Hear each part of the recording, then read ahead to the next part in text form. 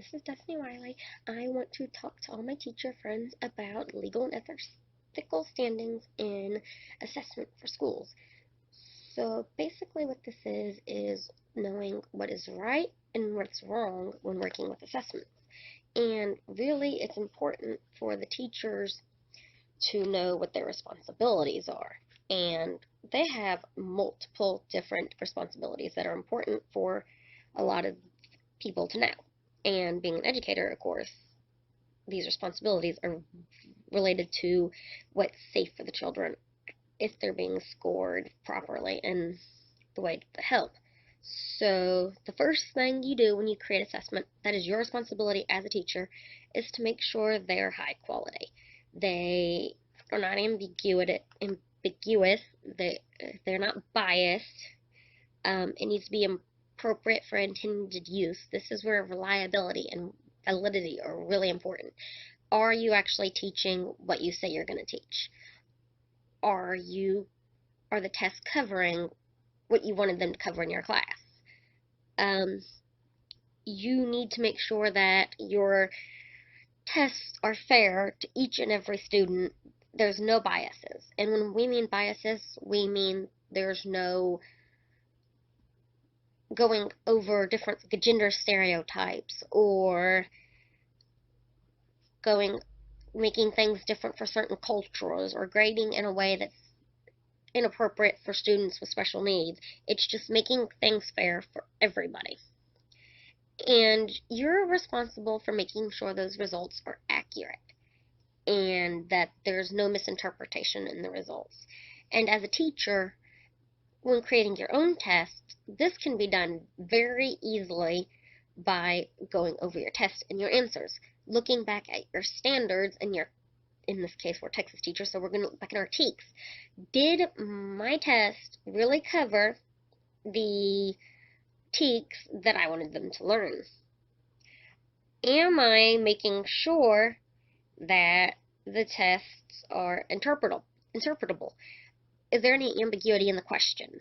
Is there a false sense of achievement? Hey, I got this right, but it's really wrong.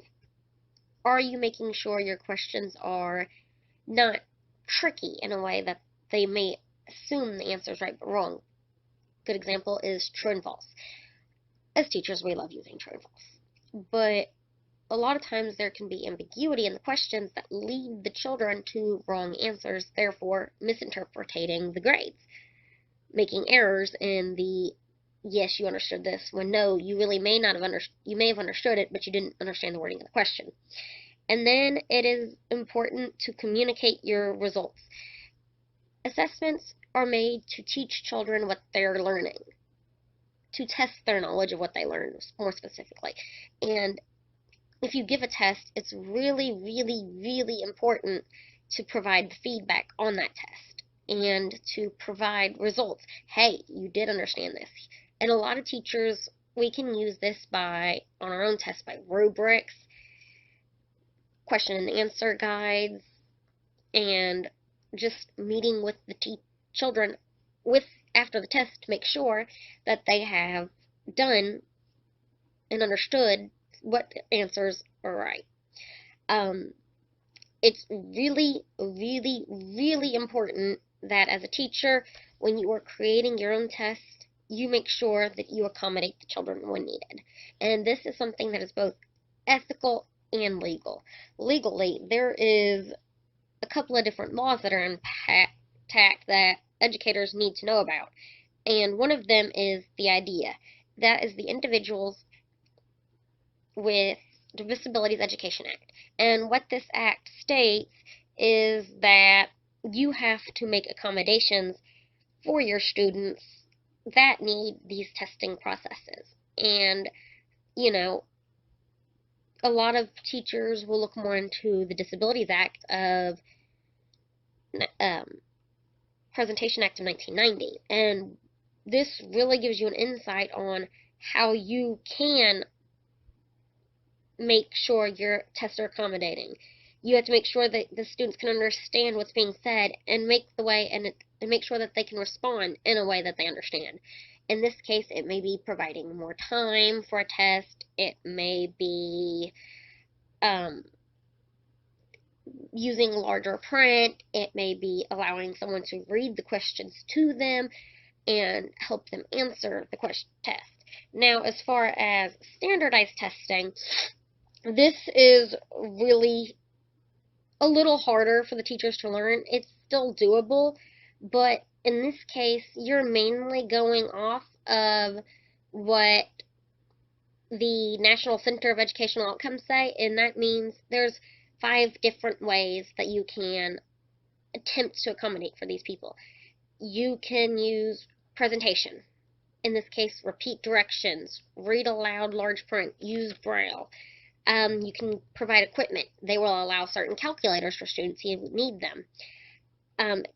Some tests will allow you extended time and frequent breaks. I know not all standardized testing will allow that because of the time limits, but they will allow some breaks for children who need them.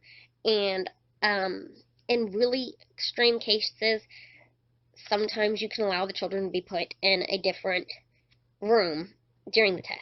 It is very important to make sure that you are informing your students about the test and how it will be used, and the different guides that you have and accommodations and how they will be necessary.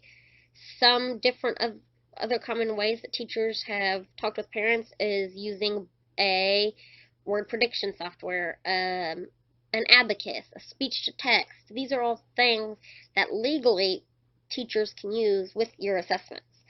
It's also important that when you're working on tests to be ethically fair and with your students, that you make sure that you are providing feedback. When the children see the feedback of, hey, this is what I did wrong, it lets them know, okay, so here I can adjust my learning and know what is right. And when they do this, and they have the chance to meet with the teacher and understand their scores, it really, really helps foster their learning. Their self-esteem will improve. They will be better able to work on the more critical thinking tests because they have the feedback to know, oh, okay, I can do this next time, or maybe I should think more like this. And also, when you provide the feedback, it really, really helps to make sure you scored fairly as well. Because then you can look and say, oh, okay, maybe I misinterpreted. Okay, and so we can go back and work on that. And it helps you as an educator also be able to do better in your scoring and helping the children to plan and assess better.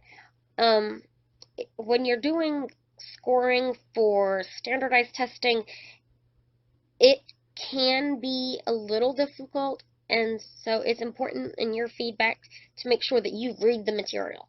Make sure you know exactly how you're scoring things. A lot of teachers accidentally mess up by reading the wrong performance time of the year, the wrong percentile ranking, the wrong percentage.